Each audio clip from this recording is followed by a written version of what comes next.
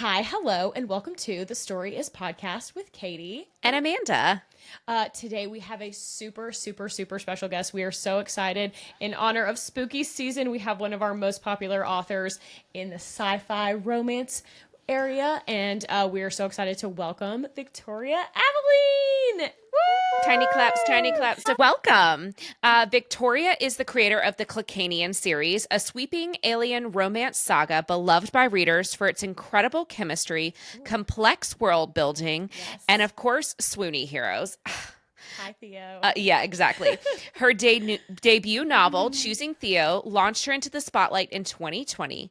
With 8 books in the series now available in multiple languages, it looks like she's just getting started. As huge fans of Choosing Theo ourselves, it's an honor to welcome you to the pod. And please give it up for Victoria. Wee, wee, wee, wee. Tiny claps. Yes, we're so excited to have you. Thank you for coming to our tiny little Okay, Thank pod. you, Victoria. Thank you for having me. Go ahead. We're so excited. Girl, you are very hard to find info on. Did you know this? You're very elusive. Yeah. She's Thank like you. purposefully. Yeah. Yes, I am. You got Is it. Is there anything that you can share with us? Where are you from? What are you feel comfortable sharing any of that? What's your situation? Are you on the East Coast, West Coast? Where are you? Originally, I'm from California, but I live in Ohio now. So, Oh, nice. Okay. and then I went to school in New York, so kind of west, Oh. east, middle. Wow, you've been all over the place. Good for you. How did you get started in writing? That's not a super interesting answer, but I've always really created stories in my head, I think, as a lot of us do. And I was a very big fan of reading, and especially the romance genre. And so one day I had one of the stories that I had created in my head, and it usually will fade out over time and I'll become uninterested in it. But I just kept wanting to write it. And so I took a stab at it. And then, kind of over the course of like 2 years, I wrote the story on and off. And then I lost it for a while. And then I found it again on an old computer and I read it and I was like, you know what? It's pretty good. I think people might actually like it. And You started- literally lost it. Like you couldn't find it. oh, no, it was gone because I'm a private person, as you have pointed Uh-huh. out. Yes, And yes. I did not want anybody knowing that I was writing it at all. I didn't tell anybody at all that I was even trying. And so I put it in a folder thinking, it's so sneaky. Like nobody will ever think to look here for my book. But then I also have ADHD and I forgot what folder I put it in. You're so real for that. Yeah, something that we Yeah. all experience here. Well, and also Right? like for me, out of sight, out of mind. Yeah. So if you don't see Exactly. it, you were just like done. Mm-hmm. Yeah. Wait. So does this mean okay? So you worked on it for 2 years. Who came to you first? Was it Theo? Like who was the character that came to you, or was it the story first? So for me, a lot of the time, what happens is that it's a scene, a specific scene. So it was Theo, and it was Theo and Jade. In the book, there's a scene where they have been forced to get married, and they go back to his house, and she is speaking to him, and she doesn't think that he can understand her. Uh-huh. Yes. And he has secretly like gotten his translator updated, which means he can understand her, but he doesn't let her know that. And so she's just talking about how cute he is and how much she likes him and how all the stuff she would do to him if he were nicer. And, he reveals that he can understand her and she's a little bit mortified, obviously. And that was the first scene that came to mind. I love it. Right. So I didn't know, though, who were they? Why can't they understand each other? Why were they forced into being married? Like, I didn't even know that he was an alien necessarily at first, but then that all kind of sprouted from that one scene. So, That's so fun. just to set the timeline, when did you start writing the series or creating the universe? Maybe like 2017. Wow. Okay. So you had it. Cooking for a while. Yeah, exactly. Yeah. You've had a lot of time to like Really tinker and really get the world building just the way you liked it. Yeah, and then, when I came back when I found the book again, and I came back to it and I decided that I wanted to actually try and do something with it. I took a bunch of classes and I got my writing chops up a little bit more to where I wanted them to be. I hired a bunch of beta readers and editors and like, a sensitivity reader even, and I kind of just covered all my bases with figuring out how to make the writing be as good as it could be, and how to, launch the book actually like with a business plan behind it. So that took a little while too. So it may have been written, more quickly than Yeah. it was published, but then I So, went ahead and talk to published. me about your process then. So, you said you started writing this in 2017, but really Choosing Theo came to readers in 2020. Yeah. So, what did that look like in terms of you talk about your beta readers? You went and really beefed up your writing chops, which thank you so much because Mhm. we've read some that did not, which no hate, no shade. There's something for Mhm. everybody.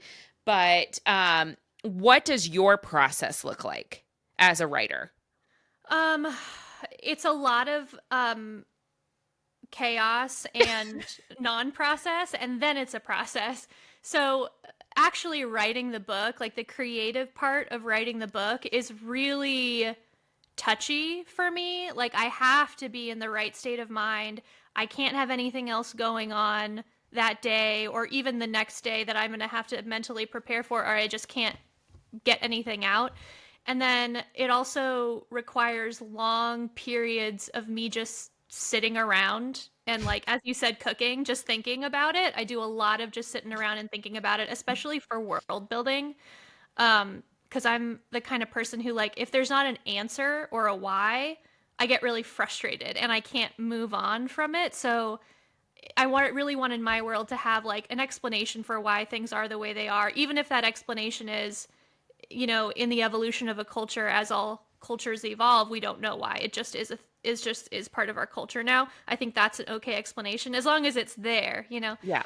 So I take a lot of time to think and stew and imagine the story and imagine the world, and then I'll have kind of a panic attack when it's been long enough without writing, and then I'll lock myself in a room and write for like 2 months and not talk to anybody or do anything.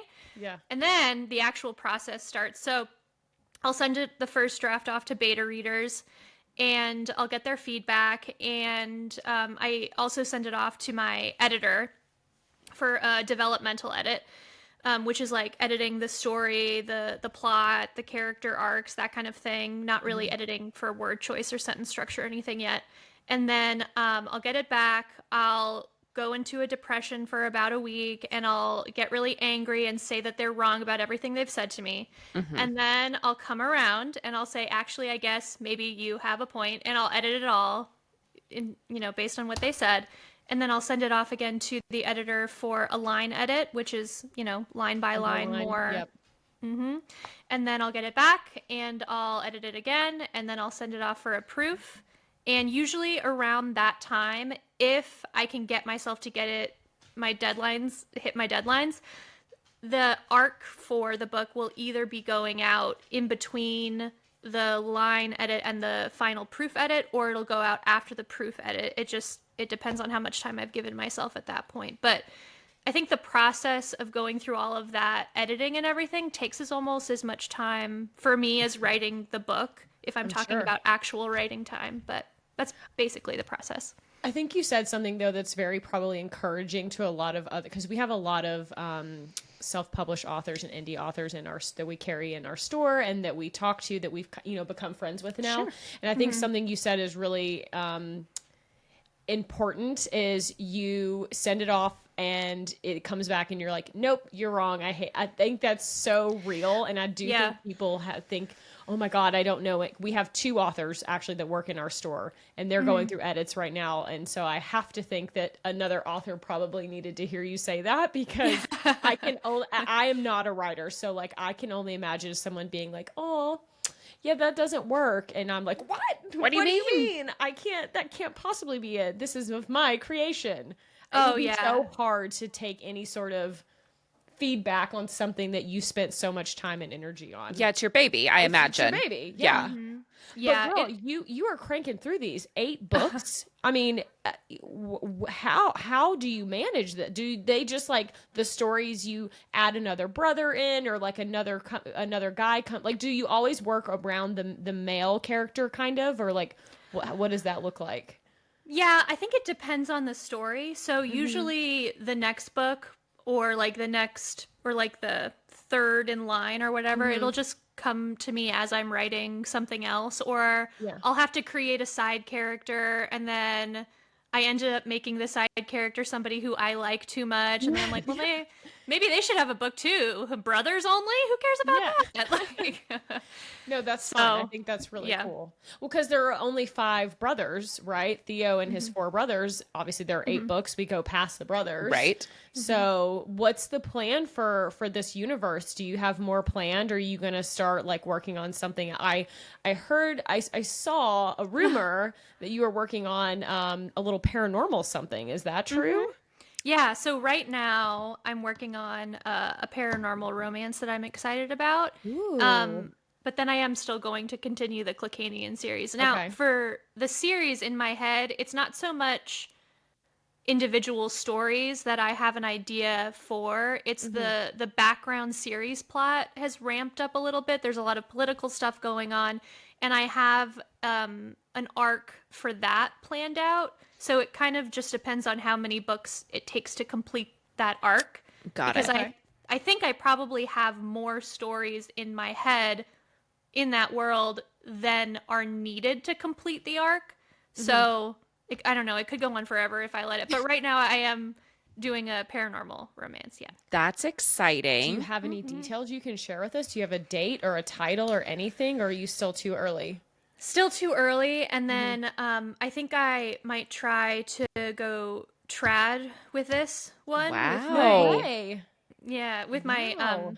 agent. So we'll see. I mean, I really love self-publishing, and I really love the flexibility and the creativity and everything that you get to have. So this is more of a test to dip my toe into it and see if I like it. And then if not, I'll just self-publish it and everybody will have it anyway. Totally. Well, listen, I mean, I think Yeah. there are so many, you could pro that to death. I think there are a Yeah. lot of indie authors, especially now, are like, no, stay indie. Like, do. So I commend you either way.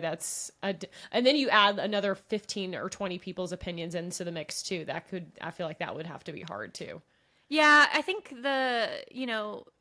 you have a little bit less control, and I think you are not having to write to market, but I do think that you want your book to be a little bit more marketable than an indie author who, I mean, at the time that I was writing my sci-fi series, I knew it was going to be indie because sci-fi romance just hadn't there was a huge like underground fan base for the Totally. genre, but it wasn't really mainstream. And as soon as you say the word alien and romance, people are, they don't really want to read it. But now, Goddess Ruby Dixon, right? She That's exactly really right. Yep. Yeah. opened it up for a lot of people. Yeah. Totally. Totally. Yeah. So I think there's more freedom to do whatever you want and write whatever Yeah. you want in indie.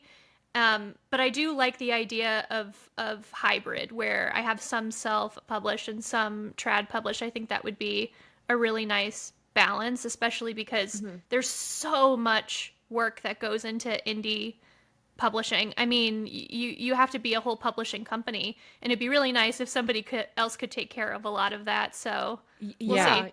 Absolutely. And, well, Like, and I free got, I up- got books to write. Can somebody else Yeah, work on exactly. this part of Free it? up That your would be mind great. for the creative part of it, for Totally. sure. Now, you mentioned earlier, and I think that this is something that's really interesting to think about. You talked about kind of having a business plan in mind when you were writing too. And with the explosion of BookTok and Bookstagramming, that has changed the game. We see it from our indie and self-published authors. How did that change things for you? Especially since you said this book came out, the first was first published in COVID. 2020 in COVID times when we were all on the internet because there was nothing else to do and reading books.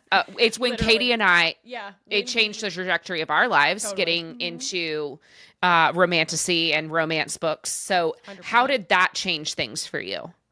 I came in it like I think that my book is great, don't get me wrong, but there's a lot of really amazing books out there that don't really get the traction initially, and I think I was really really really lucky that I mean I had, as you know, I'd had planned the release of this Choosing Theo for a long time, and I had really prepped for it, and it just happened to be that it released like March of 2020, like right when everybody was going down into lockdown, and everybody was looking for an escape, and I think they were a lot more willing to look to outer space for Well, it wasn't going for a great read. down here. Yeah. Exactly. So we were like, let's try something else. Right. Yeah. So it was actually really, really lucky timing. And, people started finding my book that way. And then I think in May of that year is when Ruby Dixon popped off. And so all of us in the sci-fi romance space got a real nice, wave Bump. off of her, Totally. which was amazing. And BookTok was just coming around. I again am a pretty private person, so I don't really do a lot of social media, and I had my godsend social media manager. She happened to read one of my books, and she reached out to me. She's like, I noticed you don't have an Instagram or a TikTok. If you ever want help with that. And I was like, yes, please don't offer if you're not serious, because I will take you up on this. And so she actually is the one who made started the TikTok and the Instagram. And TikTok was just incredible. If a video went viral, there is a direct and immediate correlation to sales. It was such an incredible spike, and it was so consistent. Every single time a video popped off, the sales went up immediately. And because I had a few books at that time, the read through was just incredible. It was really career making for a lot of people. And, the algorithms are different now and maybe not as effective, but at the time it was incredible. And I think so many people were rediscovering their joy of reading. And so the readership, that was quite literally. Yes. Yeah. So it was really great. And before I had her, but before I even had like a TikTok where I was posting videos on, part of my strategy, was what trad publishers do, which is to cold call, basically. So I would send emails to these people that I followed who I really enjoyed their reviews, and I really enjoyed their content, and they didn't have any kind of knowledge around sci-fi romance. And I was like, maybe you'd like to give my book a try. It's free. You don't have to review. You don't have to say anything, but I'd love to send it to you. And, even if you get half of those saying, or like a quarter of those saying yes, it's still, I had a few people make videos, and that just snowballs, Yeah. Totally. So it was incredible. Yeah. Your Instagram, the character art is immaculate. I don't know who's doing that. I don't know if it's you or if it's your social media. They are incredible. It is a rabbit hole. I went down, this was one day last week, and I was like, this is incredible. I love it. He's Do like, you have an yes. artist? I assume you have an artist that you work with for all of the art, because it all looks very consistent. It is so cool. So, no. Oh. Yes. Okay. So we have a bunch of artists that we work with. We have some of them that we work with more often just because we've built a relationship with them, and we already have communication. So like all of the like individual kind of character cards, that's the same artist. But really a lot of how cohesive it looks on the feed is because Angie is great at like Shout out making Angie. things blend We love together. that. Shout out Angie. Yeah. They look great. They're very cool. When I say your readers get it, they get it, and they are incredible. In a day and age when we're having to fight against like AI artwork and AI character art and stuff, it is just it was really, really fun. And it's so different. Like we see AI art every day of all we don't even have to name them, the characters from all of the series. And you're like, yep, I know who that is just from a scroll. But yours are so unique. I think that is so cool. I love it. I think it's so fun.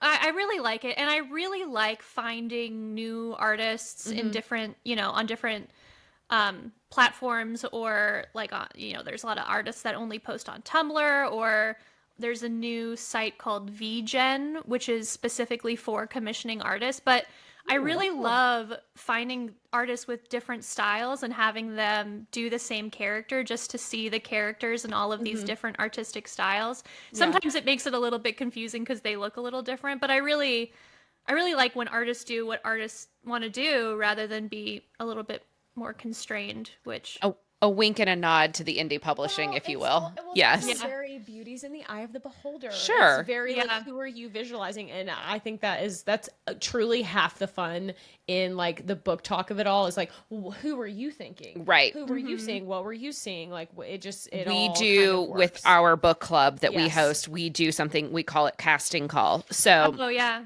every time we read a book, we do a PowerPoint deck and we present it to the book club. And at the end is casting call. It's so stupid, but It's so fun It's because so fun. it is crazy how you will read the same words. Katie and I do this all the time. We'll read the same words and I'm like, no, it's this actor. And she's like, no, girl, you're crazy. What do you mean? I'm like, no, he has blonde hair. It can't possibly be him. Which, like, listen, we'll circle back to this at the end because we have some questions and some thoughts.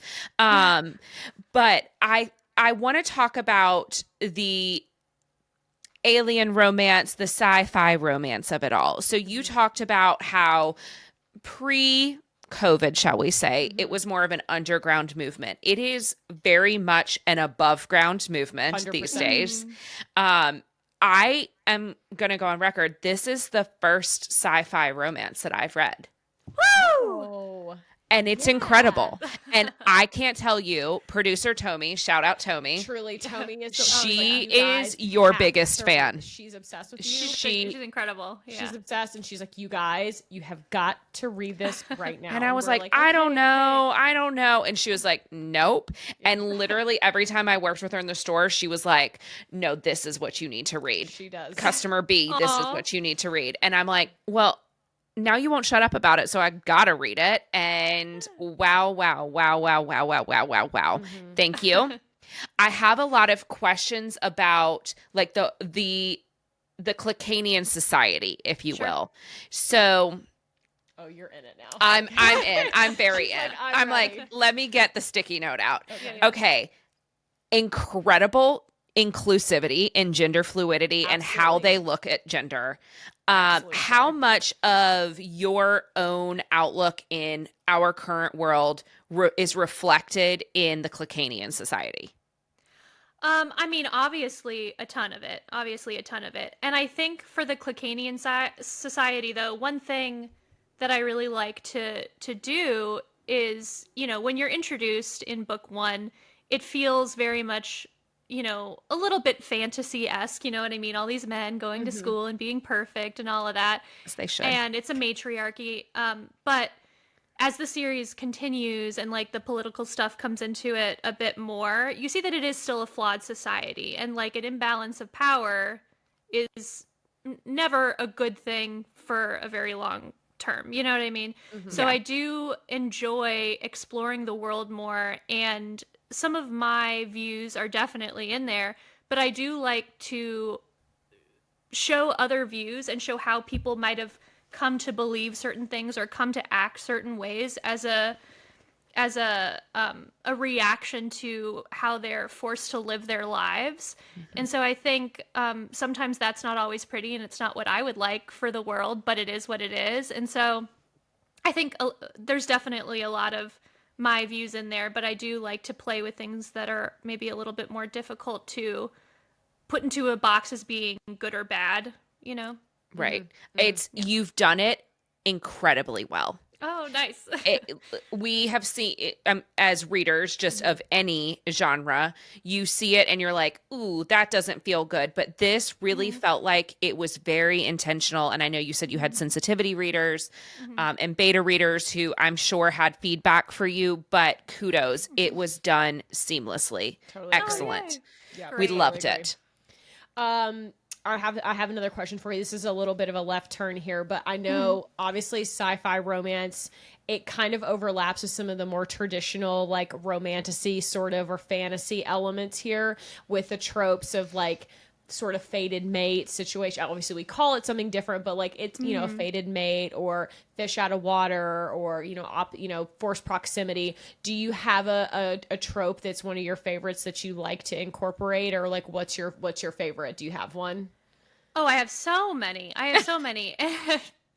I have been such a fan, just a blanket of romance since I was very young. So movies, television, books, anytime there was a situation where there were two people that should kiss, I wanted them to kiss, every single time. So I love fated mates. I think, when I was really starting to read and explore my kind of more Kindle-ish underground romance, or even more like underground library romance, Christina Dodd and Kresley Cole and all of those. There is fated mates that I was exposed to, and they were writing like 2010s maybe, and I really fell in love with the idea of fated mates. But I more specifically fell in love with the idea of fated mates where they still have to push back against each other and like learn how to love each other, not just because they're meant to be together, but because they want to be together. And I found that a lot in paranormal romance more, and then eventually in sci-fi romance. And I think now maybe it's trickled more into romantasy, but I don't remember that as much back then anyway. But I love a fated mate. I love an enemies to lovers, but I do love enemies, not people who bicker at each other but are ultimately on the same side. I love it enemies to lovers, and I think that's harder to find because they are a lot more flawed usually, the humans, and harder to forgive. But I do love enemies to lovers, and I do love forced proximity a lot. I love when they have to be in the same room together. Is like on another planet. Correct. So that Trapped. That is like and the ultimate in his forced house and proximity. can't go anywhere. Yeah, correct. Yeah. You're exactly. like, no, you live here now. You live here now. You stay in this room you right also next to don't know me. how to use any of the tech, Right. so you can't Yeah, go you're- anywhere. I love Yep, that. I really need you to answer yes to this question, and you can lie to me if you need to. Please tell me Got it. Jade has a Xenon Girl of the 21st Century closet. Zoom, zoom, zoom. Oh! That's right. Yes. The closet, Yeah. it's like very Cher X, Yeah. like Xenon. Yeah. Here's my outfits. That's what I needed. And Okay, also, Yeah, absolutely. thank you for giving us realistic clothing that we're wearing. Oh. Like a yeah. soft, supple fabric that breathes. Yeah. I was like, yes. We love I'm it. not here for like the corset and uncomfortableness. Yeah. We're not lounging about in that. I'm lounging about in a jammy. Give me a Well, jammy. Right. So you Yeah. talked a little bit about this. So who, and you don't have to give us specific names, but maybe it's even more like genres, subgenres, tropes, if you will. Who inspires you Oh, such a good as question. a writer? Kresley Cole. Okay. I love her. I say it all the time, and the reason I say it like that is because it is my always answer, and so I feel like people are probably sick of hearing it, but she's such an interesting writer. I mean, this is what I've found. I can't say that this is true or not, but everybody who I've talked to about Kresley Cole, there's a real like delineation between readers and authors, and I find that so many of the authors I talk to also love her, read all of her books, is inspired by her. But then a lot of the readers, they're like, who? And then they read her and they're like, yeah, it's pretty good. But I don't know that her older books, her older series is translating as well today. And I just can't understand why. And the authors always really love her. And readers they do love her. There's a lot of people who love her. But I think I She's found an that there's author's a author. bigger, she's an author's. I mean, for me anyway, I am Yeah. obsessed with her. I love her. I love her. I love Lauren Donner. She's got me really into sci-fi.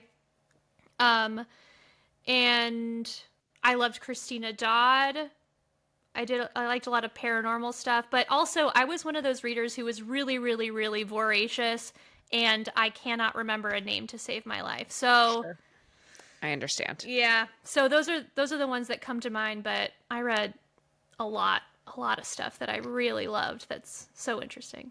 I feel like I have to ask because Amanda and I both literally just both read Project Hail Mary. Have you read Project Hail Mary yet? No, I have not yet. You haven't? So- Okay. I have not yet because I don't know that there is a romance in there, and usually not. that's the thing that I need. So I want to, Yeah. but I have not yet. It is I a would true- say a really, I mean, not that he and Rocky are romantic, but like the a friendship, like, the love is really there. I sobbed. It is. I hear you, and I'm totally with you. I need a little kiss kiss. I need a little fornication happening. I totally hear you. This was a teensy break. It was so great, and also Ryan Gosling is going to play the lead in the movie. So I felt like I fear we might need to read it beforehand. So okay, I just had to ask if there was. I do. I need to read it. I definitely do. It's up there. Right now, we've been listening to the Dungeon Crawler Carl series. So yes, I've heard about this. Wait, who else is reading this? One of our booksellers Yeah, is reading is this right it now too. It's not. Who? Maybe Shay. Maybe Shay. And I know Tommy's read it too because that was she recommended it for one of our shoppers in the store last week. Yes, she did. Oh, there you go. Yeah. She did. Yes, I was like, why did I hear that name? It must have been there when she recommended it. It was. Yeah. Okay, this is a total left turn here. How do you tell your family about what you're writing? Does your family read anything? Do you try to keep it to yourself, or who on your family reads the books? So at first I didn't because, it's not that I don't trust them not to say anything, but the more that you tell anybody anything, it's just gonna, come out, and I wanted it to be more private. But eventually they all learned, and my sister reads them. The rest of my family does not, and if they do, I just say like, you're welcome to. I just don't want to talk about it with you. If you do read them, but I'm uncomfortable with, you're so familiar to me, and I don't know. Yeah. I don't need that. Listen, I my feel the husband same hasn't way. read them, but it's because he's not really a fiction reader. So he reads like, the building of the Panama Canal, and like I think he's reading about a president right now. But he knows everything that happens in the stories. I mean, all of that art that you like, he's the one who prints it and makes stickers and does all of the other stuff. Too. So, and that's an important job too. A supportive mate. We like that. 100%. Oh yes. Well, I think we inevitably have to ask, since we're here in the Ryan Gosling of it all, if there is ever a TV adaptation of Choosing Theo, you have to give us who's your top contenders, who's playing Theo, who is playing Jade. Tell us everything. Who do you have picked? Here's the thing. I don't have anybody in mind. And I've been asked this before, and I really struggle to pick a person who I would want to cast people in my books. There's usually only a few where I'm like, they definitely can play that person. And it's always like side characters. It's never really the main character. There's a lot of people who I think could do a good job, but I tend to overthink everything. And I'm like, well, what are we saying? Because if I'm going to pick a person to play my character, I'm usually going to go based off of them having played another character that I like and not like their appearance. So I don't know. I think if I had to give any other kind of qualifiers, I would have to say that I would like, if anything is adapted, that it would be older actors. Not old actors, but in their 30s. I struggle these days to watch like rom-coms and fantasies where the actors just look so young to me. I have a hard time with that.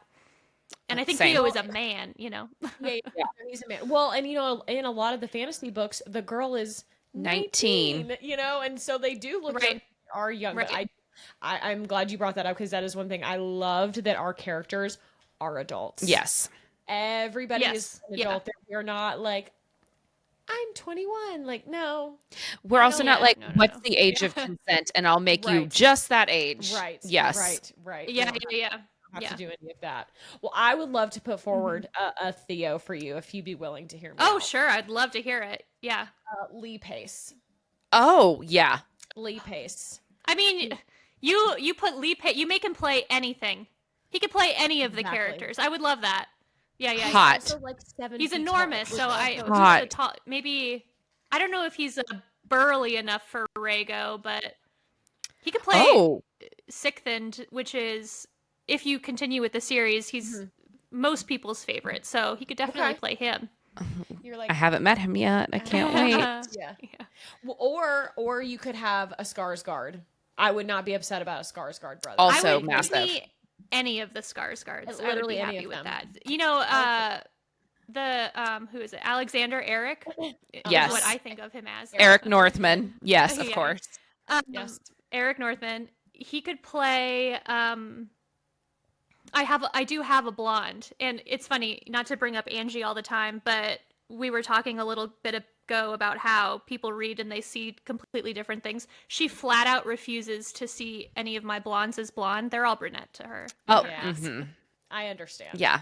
I understand. Yeah, the blondes are We've usually been- the villains. We've been hurt by blondes, okay? And that's just where we're at, unfortunately. You The know, blondes I have get done it. us dirty Yeah. for a long time, you know? They get a lot of, listen, blonde men and Yeah. women get a lot of props in the real world. We can make That's them, right. you know, give us the brunettes, the redheads, Right. anybody else. Right. Um, This is a fun question Tomi Yep. wanted us to ask you. She says, if one of your characters Okay. took over your social media for one day, who is going to cause the most chaos? Maxu. Okay. He is the MMC for. Do you want me to just leave it at that, or you want me to No, go please, into No, go for it. Go for it. Oh, okay. So he is the MMC of the sixth book. And their premise is that he is very anti-establishment kind of, and he's always like breaking laws just enough so he doesn't qualify for the marriage ceremony, and like, I'm never going to get married, and I'm going to do whatever I want, and I'm going to steal whatever I want, and I'm going to go wherever I want, you know, that kind of guy. So he's an And anarchist. he recognizes he is, yeah.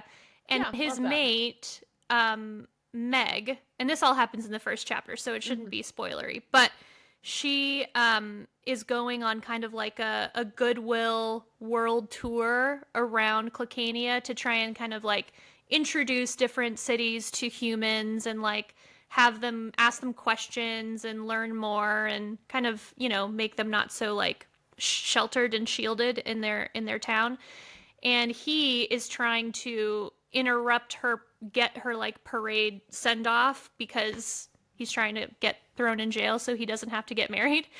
And he does that successfully, and he's being hauled away, and he smells her from a distance, and he sees the back of her, and he recognizes her and gets his marks, and that's his mate. And he's like, oh, what? And so he gets thrown in jail, and like a few weeks later he has to get out of there and like hunt her down, and he gets pretty crazy along the way. So I think he would probably cause the most chaos because he just does not care yeah. about anybody's opinion they about will do anything. anything but like ask a woman on a date. Go to jail. Oh yeah. I mean, Yeah, it's yeah. just I'm feeling this is giving real Earthman, I fear. Oh, well. I listen, I said what I said. Okay. You, the Yeah, married yeah. one here. I Yeah. have eyes. Yeah. I can see what's happening around Yeah. us. It's I not good. I'm Yeah. intimately aware of this. Correct. It's not good. It's That's not why I good at read all. It's romance. not good at all. Because it ain't out here in the world. No. Oh, that's a good question. If you're going to hook up any of your MMCs with one of your single friends, pretend they don't have mates. Who are you using to hook them up with your friends?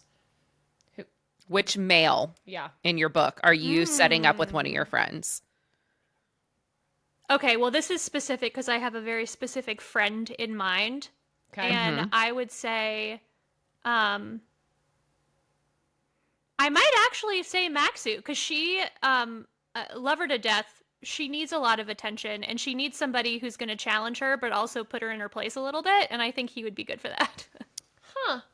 That sounds. Yeah. I feel someone victimized here. Okay, it's that fine. could possibly It's fine. be It's Yeah. helped here. She can't have anybody too sweet or like too like Yeah. I don't think she would do well with Theo, because for Theo you need somebody who's like gonna not care about him being a little bit, shitty. But with Maxu, he's gonna pursue you regardless, and he's gonna put you in your place a little bit, and I think she would need Oops. that. Oopsie. Yeah. Okay. Well, we are so appreciative of your time this evening. Yes. We want to just do like a quick little rapid fire to close it up. we So- call it Oh, this or that, so this- it'll be like A or B. You Yeah. choose. Well, I've got a couple just like quick rapid fire before you do this Oh, or that. okay. What's your current Oh, read? okay. Currently I am reading it's like of monsters, and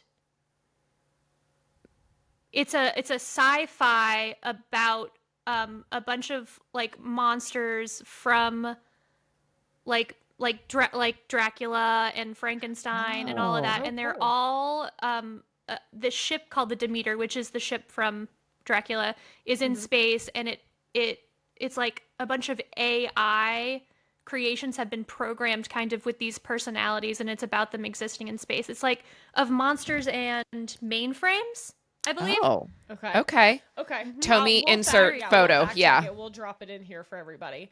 Okay. Yeah, it's really, did you know, like Lemony Snicket, that those Yeah. are a series Yeah, of yeah. unfortunate events. Of course. You know how the writing is a little bit funny, and there'd be like some pages where there was like nothing, and then some pages that like, you know what I mean? It's just Yeah. a really creative way of writing. So the first chapter of this book is all written in and it's just like a sentence or something, but it's written in binary code. So like 010011 Wow. 010010, case. I like would be in so big it's all trouble. written in code, and you have to kind of like decode it to read it. Pretty cool. That's That crazy. is really fun. That's really fun. Yeah, having a Um, good time so far. Do you have a series right now that you're waiting on the next book in? Are you suffering with the rest of us right now, waiting on a new book to come out in a series? No, I don't actually typically read series where there's a like the characters are the same, like the main okay, characters are okay, the same yep. throughout a series, Okay. just because I'm very, very interested in the happily ever after of it all, and I feel like those books, I have a hard time with those series sometimes, just because by the fourth book, it's like, well, we know you're going to be together, so this problem you have feels a little bit manufactured. I don't know if I believe you. Like, you're together, and you're in love, and I want you to be together and in love You mean forever. the problem in book 2 is not going to make Right. them break up? It's the What do you third mean? act breakup, if you will. Yeah. I no. know. Right. Okay. Yeah, and I do, like, I've read those series, and I do love them, but I don't tend to reach for them. Got it. Okay. So you're not suffering with the rest of us, and you know what? That makes you better. Yeah. honestly. I'm not. We're jealous. We're Pardon. suffering. Sorry. Yeah. It's okay. It's okay. Yeah. You're What- doing better than us. What do you, I call it my safety show. What's your security show? Do you have a show that you watch like on repeat when you need to like feel something, or it needs to be on in the background? Great question. Like, I am a sappy, fall is my Gilmore Girls season. It's always on. Yeah. I have a lot of, I'm actually really, really big into TV and movies, so I have a lot of shows that I would put on depending on what kind of sad I am. Okay. Like if I am very sad and there's like a depression, I'm watching horror movies pretty much Okay. constantly for some reason. Scary. But I love Community. I love Parks and Recreation. I really love this one season series called Mrs. Davis, which I think is just incredible. So there's a lot of things that I'm going to familiar with rewatch. Mrs. Buffy, Davis. I'm going to rewatch. Oh. Classic. Yes. Oh, I We mean, love okay, let me Buffy. just tell you this. It's about a nun who, in the day and age where AI has become this entity called Mrs. Davis, and everybody is constantly talking to Mrs. Davis and doing what Mrs. Davis wants, this nun is saying, I refuse to call you a person. I refuse to do anything that you want. I refuse to talk to you. And she also, in her mind, has a direct line connection where it's like this weird, you almost are like, is this psychosis or is this real? But you're just accepting that it's real, where she is married to and like hangs out with Jesus. So it's this really cool, like, goofy exploration of, like, I believe it's a cool exploration of, like, blind belief in either thing a little bit.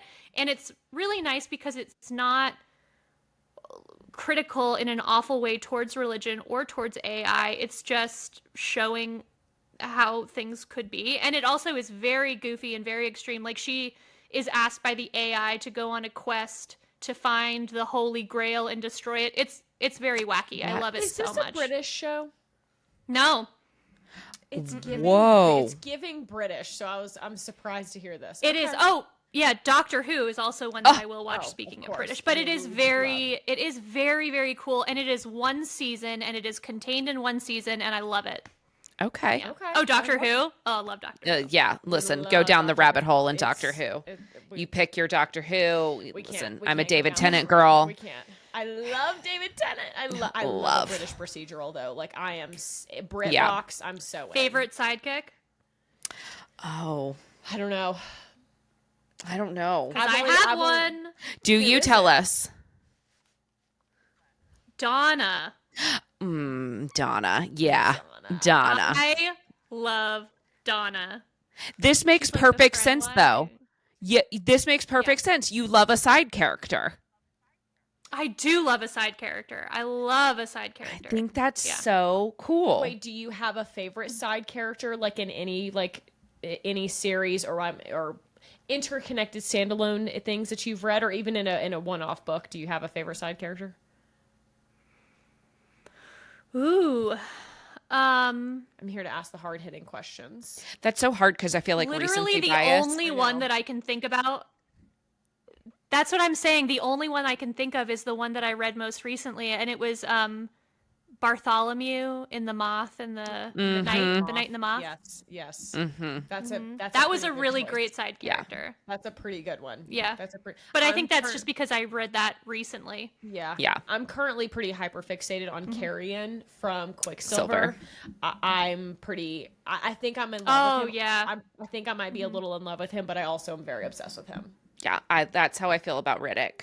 Oh, sure. Yeah. Riddick's perfect. Yeah. I hear you. But really, I'm fixated on Broccoli the cat from that series. So she's not suffering with us. She I know, doesn't I know, She I doesn't know, I know. Lucky you. We're dying over here. Okay, Where's yeah. the next one? Okay, hit her with your this or that. okay, so this or quick. that, it's going to be two options. You tell us what comes to mind first. So coffee or tea, Okay. Coffee. wine or cocktail. Cocktail. Okay, TV or movie. Oh. Movie. So are you a morning person or a night owl? Night owl. Wow. Do you like to write in the morning or write in the night? Night. I mean, honestly, whenever I can get myself to write. You know what I mean? Like, Yeah. And then do you like to write at your desk or at like your sofa or another location? yes and yes. I pop around wherever I'm feeling that day. Okay. Are you typing or are you handwriting? Typing or dictating sometimes. Oh, I love that. Ooh, that's Yeah. smart. That would be the only way I could ever possibly even fathom writing a book would be that way. Really? No way. There's no other way. It has its ups and downs. Like, it's great for me to kind of just get my ideas out there and not hyper fixate on like creating a really beautiful sentence. But at the same time, especially with sci-fi, it doesn't understand half of the words that I'm saying because they're made up words. And so I'll go back and I'll reread what I wrote, dictated, and I'm like, what? I have no idea what I was trying to say here. And then I have to spend twice as long to rewrite it. But it helps a lot when I am procrastinating and not writing, and I just need to get out kind of like, this is what happens, and then make it pretty later. Got it. Yeah. Okay, I'm back on our this or that. Fries or chips? Oh, I was going to go sweet or salty. Fries. Sweet or salty? Salty. my call. Like Salty. a chocolate or sour candy? Can you tell we're hungry? Sour candy. Yes. Team sour candy. It's Yes, the only yes, one. yes, yes. Sweatpants or Yep. leggings? Leggings. It Wow. depends. The sweatpants where it has the fuzzies inside, it's a sensory problem for me, and I can't do it when the fuzzies are inside. You get a little bit sweaty, and then you have fuzz on you, and I don't like that. So if it's the kind where it's just material and not fuzzy, sweats. Otherwise, leggings. The way I love this specific answer from you, I feel seen and Yeah. understood. It's I put the on it. I tiny- put on a shirt tiny today, and I was like, "Get it off, get it off. It's too tight and too much, and I can't do it today." Yeah, I understand. It's just something that happens for Are me. you Exactly, a yeah. hot or cold? Oh yeah.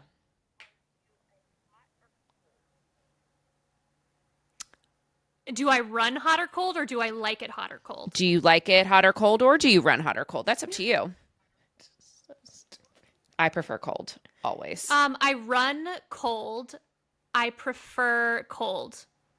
Okay, beach or mountain? Well, I run cold. I prefer like getting warmer rather than trying to get cool, I guess.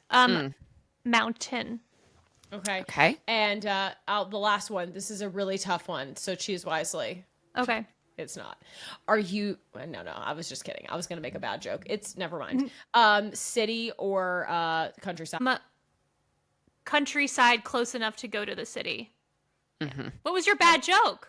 Well, I was gonna ask you, are you Team Gail or Team PETA? Because Allie. to stand with Allie Hazelwood. I must ask everyone this now because it's so silly what happened to her. But Yeah. if you don't want to answer for fear of, I understand. Here's the thing. Oh, honestly, I actually don't know. I don't know what she said. I knew that there was a little bit of a hubbub about it, but I don't know what she said. But here's the problem. I like a taller man, you know what I mean? And so I just have the image of PETA in my head as being very short, and I have a hard time with that. And also, the end of the book kind of ruined PETA for me a little bit because it was just so melancholy of the series, because they were like, they were together, but it was kind of like, but are we together because of trauma? Or are we together because we love each other? And I like fated mates, so I like them to be madly in love. So I would say, if they are madly in love and just not showing it, PETA. If not, Gail, because I want her to be madly in love with somebody, And the millennial in me, I must I don't ask, know. I guess, Jacob or Edward. Which I guess if I feel like I know what Jacob. you're gonna pick. What? I love it. Jacob. Yeah. I love it. What? I love it. Edward I'm was. shocked. I know, but Edward was like, I don't know. He was a little bit. Why was he still in high school? I always had that question. I was like, How long have you been 17? I know that you Yeah. look like you should still be in high school, but Yeah. It's why ick. are you still in high school? You know what I mean? Like, The display of the graduation caps was insane in their household. It turns 20 this year, so as a bookseller, Twilight's very very front of mind for me right now, and so yeah, I just had to ask. We don't need to bring Yeah. up it turning 20 because I'm it sorry, can't it's possibly be true. turning 20. I know, it's crazy. No. It's really crazy. Not I me. don't know what to say. and here's the other thing though. It's like if age has no meaning in this world, then the dad kind of, you know what I mean? Like, Wait, Charlie That's who or I would- Carlisle? either, both. I mean, obviously for her, Carlisle, but Charlie Swan. Yeah. Charlie Swan. Charlie Swan's getting a lot of love. Yeah. Yeah. For being Yeah. honest, he really is. He really is. Yeah, he deserved Uh-huh. a fox. yeah. That little mustache. Yeah. Back in vogue now. Oh my God. Speaking of mustache, Yeah. I'm so sorry. One last thing before we go. Are you a Swiftie? Yes or no? I like Taylor Swift. I don't know. I am. God, very I don't know that I deserve the title of Swiftie. You know Okay. what I mean? That's fair. I'll I listen to do. her music. I like her a lot. I would have gone to the concert, but it was just so much money, and I don't know that I am enough. I don't deserve to go when other people deserve to go. You know what I mean? That's so very selfless of you. Really kind of you. Yes. And there's one sweet Swiftie that You're heard that welcome. and be No, "I just got her kidding. ticket. I know I did. I know Listen. it. Do you Yeah, listen to music yeah. while you write? I should have asked this earlier. Do you listen to music while you write, or are you no sound? No, I'm very much like, if you breathe near me, I'm gonna flip a table. Like, I need complete silence. Yeah. Got I it. love that. Got it. Understood. Yeah. Well, on flipping table note, I guess Yeah. Thank you so much. we really appreciate this. Thank you so much. This was so great. We so enjoyed talking to you. And we end every episode. We have a little mantra we say. And with that, Go read your book. Yeah.